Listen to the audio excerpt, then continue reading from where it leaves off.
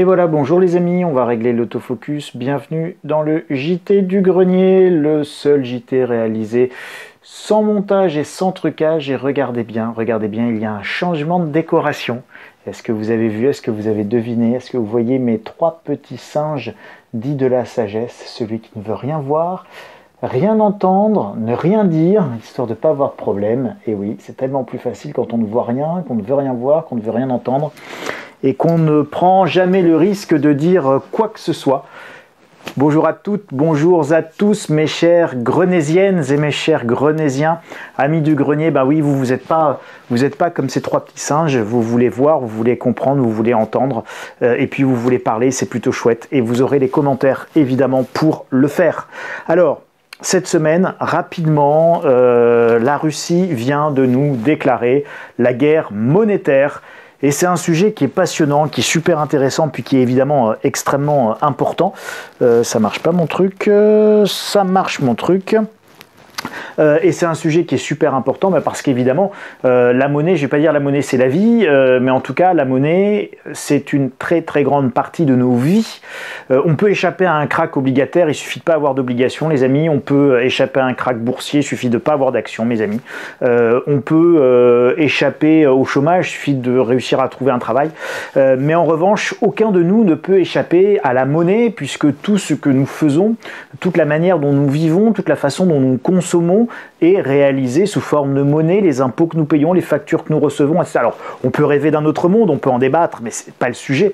Le sujet, c'est que là, on est effectivement dans un monde de monnaie, qu'on l'aime ou qu'on l'aime pas, qu'on souhaite le combattre ou pas le combattre. Encore une fois, c'est un autre sujet, mais techniquement, basiquement, factuellement, nous sommes dans un monde où nous vivons avec la monnaie.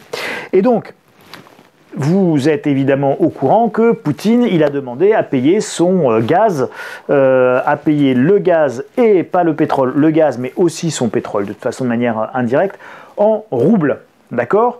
Et donc, paiement du gaz en roubles, Vladimir Poutine va-t-il vraiment couper le gaz aux pays européens, se demande France Info. Alors j'ai fait une émission sur Ecorama jeudi dernier, où justement la question c'était Poutine va-t-il oser nous couper le gaz?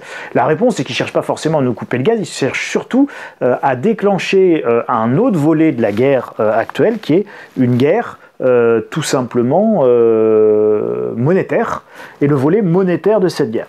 Donc toujours lire gaz et pétrole, donc auprès de Gazprom. Donc en fait l'idée, ce vers quoi on s'achemine, c'est que les pays européens vont payer en euros à Gazprom. Gazprom Bank, en fait, est l'une des seules, je crois même peut-être la seule banque qui échappe aux sanctions qui ont été votées par les Occidentaux et qui ont été mises en place contre la Russie depuis l'invasion en Ukraine. Et donc, ces sanctions, elles évitent Gazprom, évidemment, puisque Gazprom Bank, c'est par Gazprom Bank qu'on peut payer nos échanges. Le problème, c'est que vous comprendrez bien qu'à partir du moment où nous bloquons les réserves de change et où nous saisissons les réserves de change en euros ou en dollars détenues par la Banque centrale de Russie, les Russes ils veulent plus être payés en euros ou en dollars, puisque de toute façon si on les paye en euros ou en dollars d'un côté et qu'on leur saisit de l'autre, évidemment c'est comme si on avait leur gaz et leur pétrole pour gratuit. Donc qu'est-ce qu'ils vous disent les Russes? Eh bien oui, maintenant vous me payez en roubles. Donc le Gazprom Bank sera crédité d'euros et puis se chargera de la transformation en roubles. Donc c'est à peu près ce qui est expliqué ici sur cet article, c'est Europe 1. Il faudrait qu'ils versent dans un premier temps l'équivalent de la créance sur leur compte en euros, puis qu'ils demandent ensuite à Gazprom de faire cette conversion et qu'ils payent Gazprom Bank depuis leur compte en roubles. Voilà. Donc tout ça c'est des arguties pour dire moi pays européen je continue à payer en euros et je n'ai pas cédé face au méchant Poutine, et puis le méchant Poutine c'est moi de toute façon je me fais payer en roubles et je n'ai pas cédé face aux vilains pays européens qui sont méchants avec nous. Bon voilà. Souvenez-vous la semaine dernière je vous parlais du patron de BlackRock qui disait que c'était la fin de la mondialisation. Et à une fin de mondialisation physique, on doit s'interroger sur la fin de la mondialisation monétaire. Et oui, et c'est ça aussi l'un des grands enjeux, c'est la fin de la domination du dollar. Alors là, c'est pas n'importe qui, c'est la directrice générale adjointe du FMI, qui s'appelle Gita Gopinath, et qui vient de dire tout simplement que le dollar resterait la principale monnaie mondiale, même dans ce paysage, mais qu'une fragmentation à plus petit niveau est certainement tout à fait possible. Elle dit même que la Russie, les sanctions financières imposées par à la Russie menacent de diluer progressivement la domination du dollar américain et pourrait aboutir à un système monétaire international plus fragmenté. Et oui, mais c'est hyper logique, puisqu'à partir du moment où on sanctionne ceux qui sont du camp du mal et qu'on leur interdit d'utiliser les monnaies de ceux qui font partie du camp du bien, eh bien évidemment les gens qui font partie du camp du mal, eh bien c'est oulala, ben moi si quand je fais quelque chose qui te plaît pas, tu me prends mes réserves monétaires, mes réserves de banque centrale, etc., ben je ne veux plus utiliser ta monnaie. C'est un vieux problème avec ce qu'on appelle le droit, les sanctions extraterritoriales, l'extraterritorialité du dollar. C'est-à-dire que les Américains considèrent qu'à partir du moment où vous utilisez le dollar, vous relevez de la loi fédérale américaine et donc ils vous sanctionnent. C'est comme ça que de nombreuses banques françaises, la dernière c'était BNP Paribas, 8 milliards d'euros d'amende fédérale américaine pour avoir commercé en dollars avec l'Iran par exemple. Donc évidemment, de moins en moins de pays ont envie d'utiliser les euros ou en particulier les dollars. L'Inde par exemple va payer en roubles ou en roupies. C'est un article qui est extrêmement récent, puisque là vous avez Lavrov qui est le ministre russe des Affaires étrangères, vous avez son homologue indien qui est ici, et donc l'Inde refuse de céder aux pressions occidentales et négocie avec Moscou. C'était le 1er avril, c'était pas un poisson d'avril. Évidemment la diplomatie russe est extrêmement active et Lavrov n'a jamais autant travaillé que ces dernières semaines pour essayer de briser au maximum l'isolement dans lequel les pays de l'OTAN veulent évidemment enfermer la Russie. Donc l'Inde ne cède pas, alors l'Inde c'est quand même 1,5 milliard d'habitants, c'est pas rien, et il ne cède pas aux injonctions occidentales. Alors c'est pas tout, je vous avais parlé aussi de l'Arabie Saoudite, donc là vous avez un article de la Tribune, achat de pétrole, la Chine et l'Arabie Saoudite veulent remplacer le roi dollar par le yuan. C'est pas rien ça non plus, remplacer les pétrodollars saoudiens par des pétro-yuan saoudiens, c'est pas une petite information. Et vous voyez que tout ça, ce sont des choses concomitantes. Ça, c'est un article du 16 mars 2022. Donc la guerre en Ukraine avait déjà commencé. À chaque sanction, la Russie vend de plus en plus de son gaz ou de son pétrole à la Chine. Alors là, ici, c'est un article gaz, un accord à 400 milliards de dollars. Donc c'est exprimé en dollars à l'époque. On est en 2014 et c'est un article du 21 mai 2014. Et en 2014, nous avons eu les premiers problèmes, évidemment, en Ukraine, avec une première vague de sanctions imposées à la Russie qui soutenait la partie russophone, l'Est de l'Ukraine, etc., etc. Et donc, ces sanctions font que la Chine, déjà en 2014, que la Russie se tourne vers la Chine, ce qui est extrêmement logique, et négocie un immense contrat de 400 milliards de dollars qui sera payé en yuan et en roubles, évidemment, et qui ne sera pas payé en dollars. Moscou et Pékin, alors ça, on est en mars 2022, la guerre en Ukraine a commencé le 24 février. Quelques jours après, le 2 mars 2022, Moscou et Pékin signent un accord pour la construction d'un gazoduc qui va permettre de transporter jusqu'à 50 milliards de mètres cubes de gaz. C'est un contrat considérable également, on est à peu près sur les mêmes bases, ce sont des centaines de milliards d'euros ou de dollars, d'équivalent euros ou d'équivalent dollars, qui vont être concernés par ce pipeline qui va avoir une capacité similaire à Nord Stream 2 qui devait alimenter l'Europe, mais qui est arrivé en Allemagne et qui n'alimentera pas l'Europe pour le moment. Ah, regardez, vous voyez, je l'ai acheté, je l'ai trouvé, je l'avais commandé, je l'ai trouvé, The Alternative World Order, donc l'ordre mondial alternatif évidemment, Poutine, Xi Jinping, donc la Chine et la Russie, mais vous pouvez rajouter l'Inde, l'alternative au nouvel ordre mondial, et c'est aussi l'alternative monétaire à la domination du dollar. C'est un sujet fondamental, je remets ça au pied de mes 3 petits singes de la sagesse, car il va falloir voir, entendre et parler évidemment de ces sujets monétaires. Ah non, non, non, non, non, non, non, non, non, non, non, non, non, on ne redémarre pas maintenant du tout, du tout. Alors quand je vous dis que c'est en direct, vous voyez, on va dire qu'il va démarrer dans 4 heures. Voilà, plus tard. Yes, on s'en sort, normalement. Voilà, impeccable. Ah, c'est les aléas du direct en différé.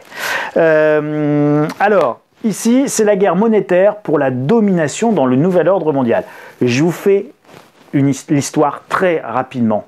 Le dernier ordre mondial, je vous l'avais dit, ça date de 1945, toutes les conférences, Potsdam, Yalta, Bretton Woods, etc., etc. Et donc là, on s'arrête sur le focus, sur évidemment les aspects monétaires. Donc c'est la conférence de Bretton Woods, les accords de Bretton Woods, fin 1944, à l'été 44, juillet 44, qui consacrent la domination du dollar convertible en or.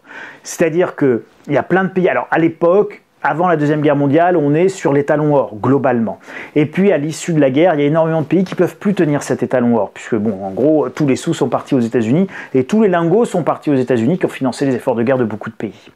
Résultat des courses, il va y avoir qu'une seule monnaie, le dollar, qui va être convertible en or, et toutes les autres monnaies vont s'arrimer avec des parités calculées par rapport au dollar. Donc c'est un ordre monétaire, Bretton Woods, qui consacre une domination sans partage du dollar, qui est as good as gold, aussi bien que l'or, puisqu'il est convertible en or, et donc tout le monde veut détenir des dollars qu'on peut convertir en or. Alors, il y a une règle implicite qui dit que personne ne convertit ses excédents de dollars en or.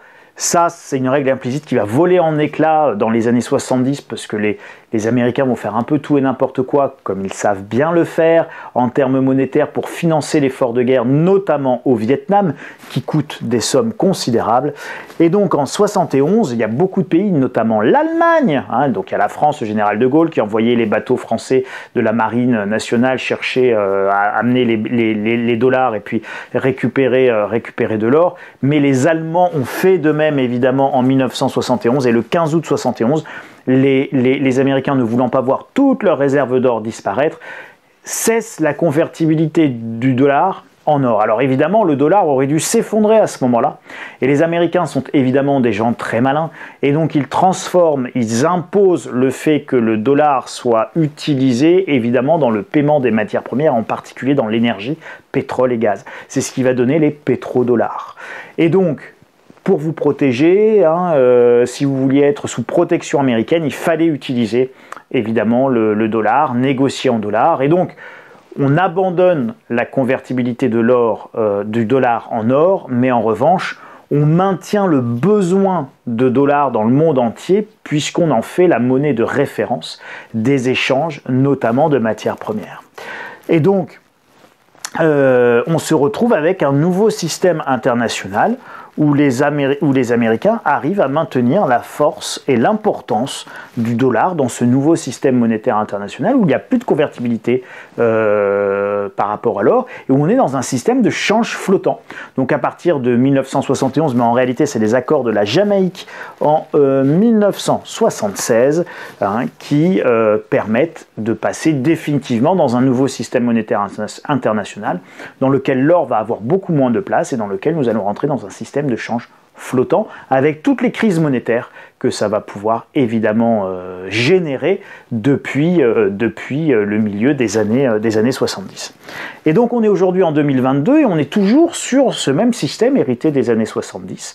Et ben là vous avez évidemment un immense enjeu puisque vous avez des pays qui ont complètement émergé, la Chine, la Russie, mais l'Inde qui représentent on parle de 4 milliards d'habitants et donc ces 4 milliards d'habitants, ils ont envie effectivement de maîtriser aussi une partie de leur destin monétaire, de leur souveraineté, et donc ils ne veulent pas forcément être sous la domination du roi dollar et sous la domination des pétrodollars, etc., etc. Alors, Si nous allons si la Chine veut commercer en yuan et nous vend plus ses babioles de haut de gamme comme bas de gamme en dollars ou en euros, mais en yuan, si la Russie vend son gaz et son pétrole en roubles, si l'Arabie Saoudite vend en yuan à la Chine ou en roupie à l'Inde, vous imaginez bien que c'est la disparition du pétrodollar, c'est la fin de la domination américaine. C'est comme le disait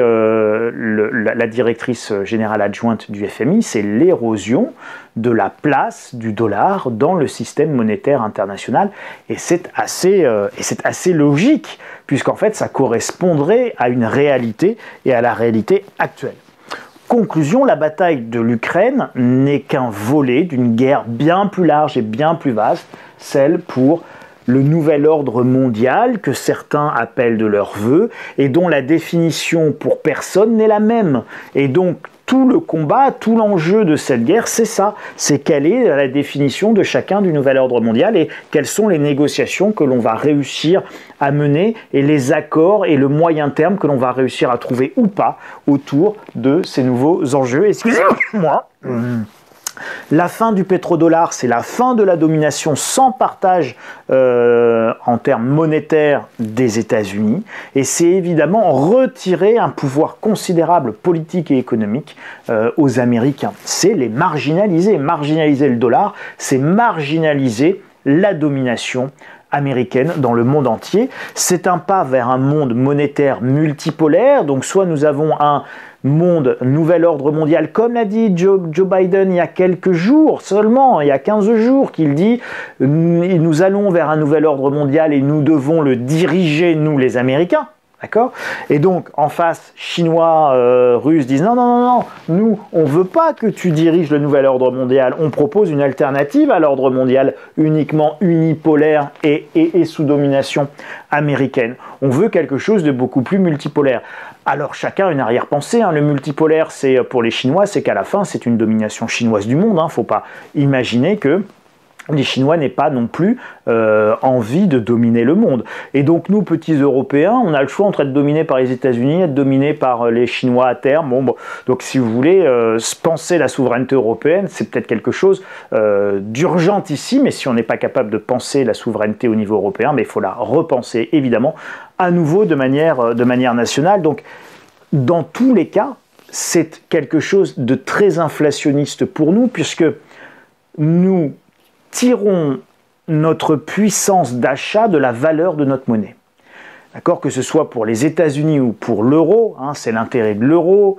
L'intérêt de l'euro, c'est d'être la deuxième monnaie de réserve internationale. Donc d'abord les Américains, largement devant, puis après l'euro des 27.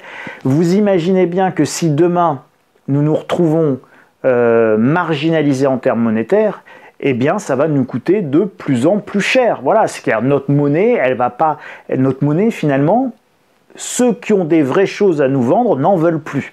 Voilà, ils veulent plus de leur monnaie, de notre monnaie, ils veulent payer dans la leur. Donc, dans un système de change flottant, ça nous est évidemment extrêmement défavorable. Et donc, si notre monnaie baisse, si nos importations coûtent de plus en plus cher, s'il faut de plus en plus d'euros pour acheter la même chose, eh bien évidemment nous nous retrouvons avec une inflation importée qui va être très importante. Et je rappelle que nous sommes dépendants pour tout. Nous importons à peu près tout de Chine dans nos produits de consommation. Si c'est pas de Chine, c'est d'Inde, et si c'est pas d'Inde, c'est du Bangladesh. Et puis notre énergie, nous l'importons également de l'extérieur, que ce soit de Russie, de Moyen-Orient, des pays du Maghreb, etc. On a un mix énergétique, mais enfin, on importe tout ça. Ça veut dire que tout simplement, l'inflation importée, elle porte surtout aujourd'hui.